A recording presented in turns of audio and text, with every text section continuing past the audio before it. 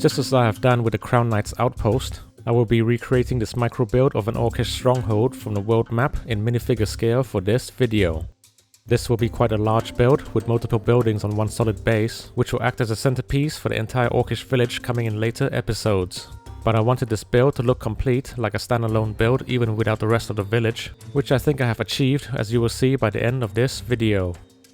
We start by placing these interior builds first, since after adding the walls, the view inside here to place these builds and minifigures will be limited. Here we have a scene of orcs feasting on their latest hunt in the Great Hall in front of their new chieftain. The objects on these tables may allude to the type of wildlife to be found in this region of the world. As explained in my orc army video, there are different orc clans. This particular stronghold belongs to the Bleeding Blades. They were involved in the attack on the Lion Knight's capital of Lionsguard, and the previous chieftain died in that attack, so a new one has risen in his place. At the center of the Great Hall is a fire pit used for cooking larger game. The structure of this fire pit acts as support for the roof that will be placed later.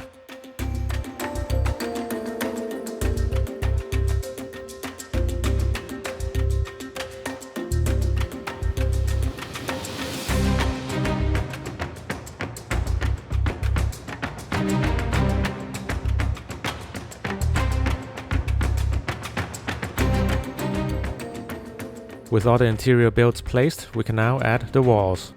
We have hinge bricks connecting 5 and 6 stud wide wall sections together to create a circular wall. The wall sections that are on the stud grid are connected down with sparsely placed studs, while the sections that are diagonal to the stud grid rests on tiles.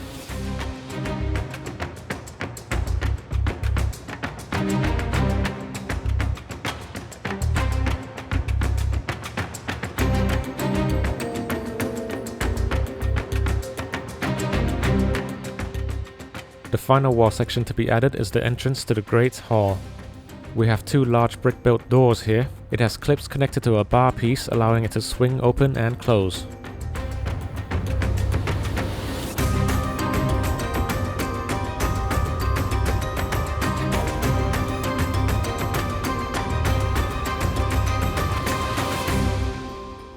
We also have brick-built window shutters that swing about a bar piece just like the doors. I tried to make Orcish architecture different from the human ones as much as possible. Everything had to be different, even the windows swinging up instead of out to the sides.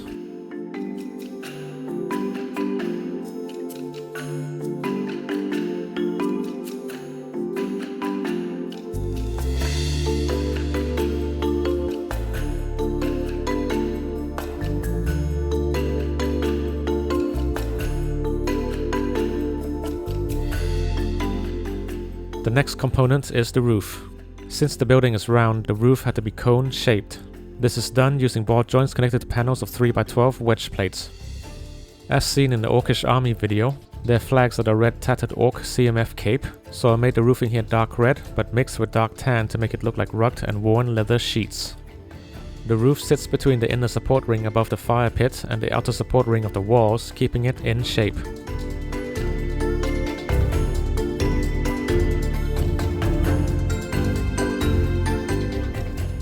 Above the roof, we have a platform for lookouts to be posted.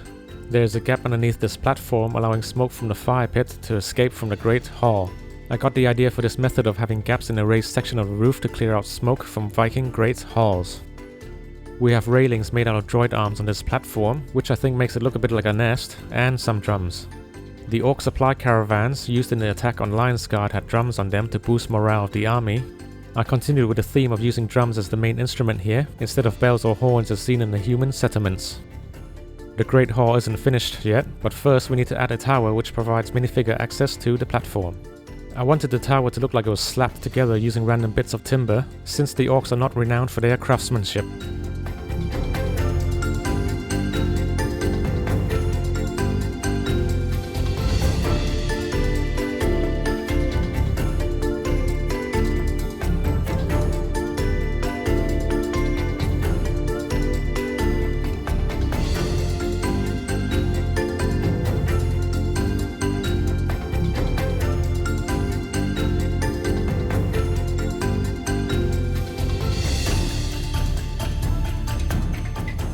One of the tower legs is connected to a jumper plate to give it a natural off-grid placement.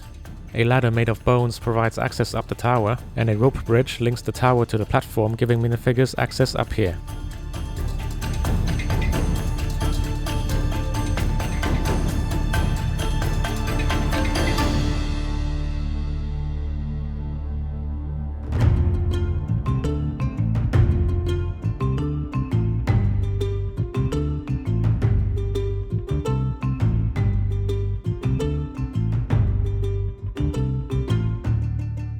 With that done, we can now finish off the Great Hall by placing large stone pillars with wooden poles on top. They are meant to look like the structural support for the roof and the platform. These structural elements are connected down with only a few studs, since they need to be easily removed to provide access to the interior space.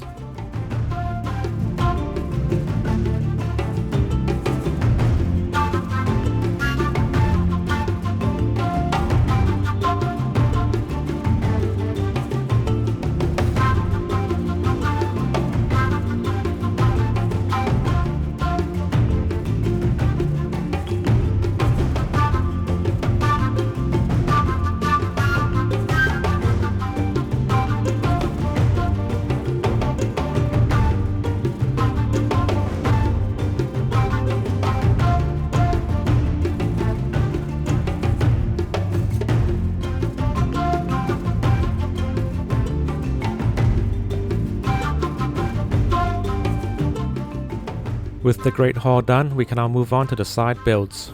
First up are two huts. This first one is a kitchen where other types of food are prepared, such as soups and stews, basically anything that isn't grilled in a Great Hall. Again, we need to place the interior builds first before adding the walls. We have shelves for various ingredients, chopping boards for preparing the food, and a hearth in the middle for cooking. The chimney is capped off with studs at the top to hold the roof in place. Just like the Great Hall, these huts are circular as well, with walls built using hinged bricks. Since there are no windows, I added a small gap at the top with these bone spike pieces as a source of light and ventilation. The wall sections are placed down using the same method as the Great Hall, with a few studs at the four corners. There are no doors, instead we have tattered cloth hung as fabric dividers. I think this gives the hut a more tribal look instead of using doors. The roof for these huts are cone-shaped as well, but this time they are built using 3x6 wedge plates and clipped to an octagonal bar piece at the center. We also have a continuation of the chimney through the roof, securely connected with an axle piece.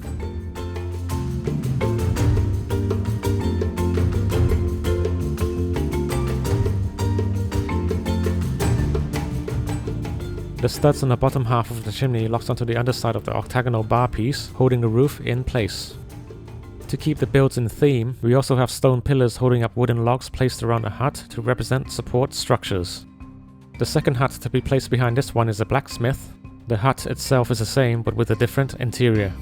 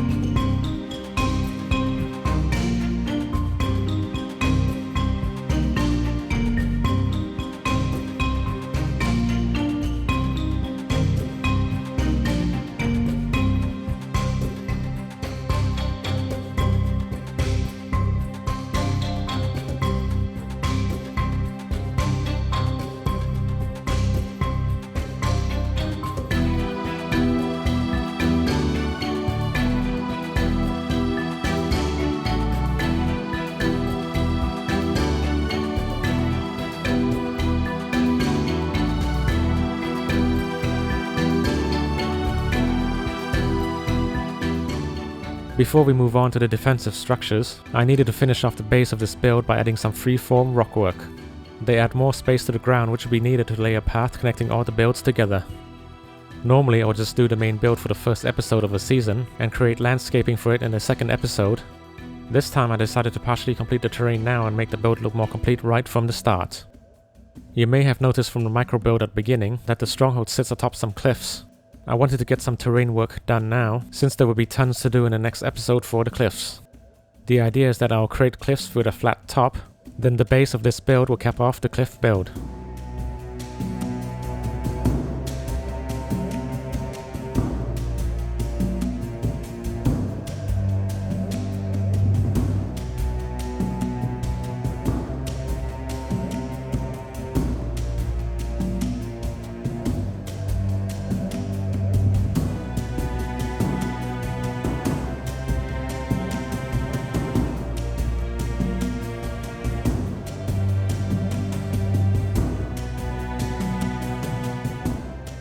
Next are the defensive structures. The first build is a watchtower. I went with the same structural build as the other tower, but made the top platform a bit more elaborate. We have the same railing method here, and the roof is the same color scheme.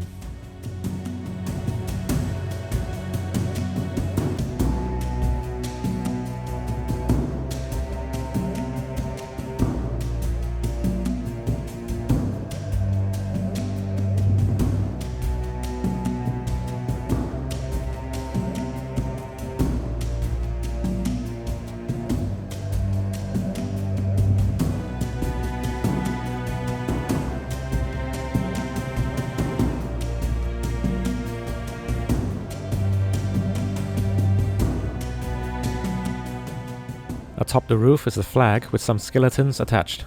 You might remember a similar detail like this from the skeletons and flags the Orc Berserkers carried on their backs during the attack on Lion's Guard. I know it seems like every season has palisade walls, but I think they suit the Orcs best. Some are placed upright, some diagonally pointing outwards using bore joints. On these wall sections are more skeletons, acting as a warning to all who dare to approach the stronghold.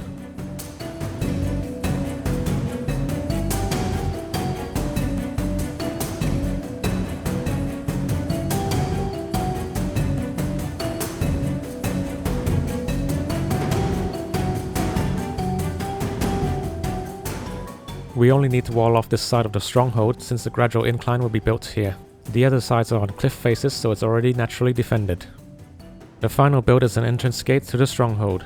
Again, I wanted to feel completely different from the gates of the human settlements, so I had the gate swing from the top with what looks like a section of the palisade wall facing downwards instead. We also have spikes and skeletons on the gate to scare off attackers.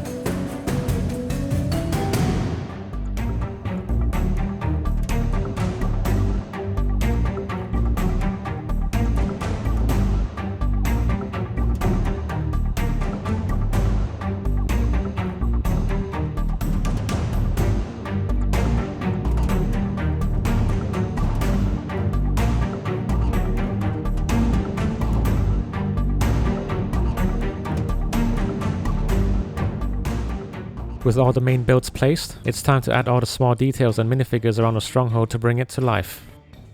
We have a place to chain up mounts, and a fire pit marking the entrance of the Great Hall, as well as various other side builds for the huts, and crates and barrels to fill up all the empty spaces. Just like the last season, this first episode won't have a story segment yet, it will start in the next episode.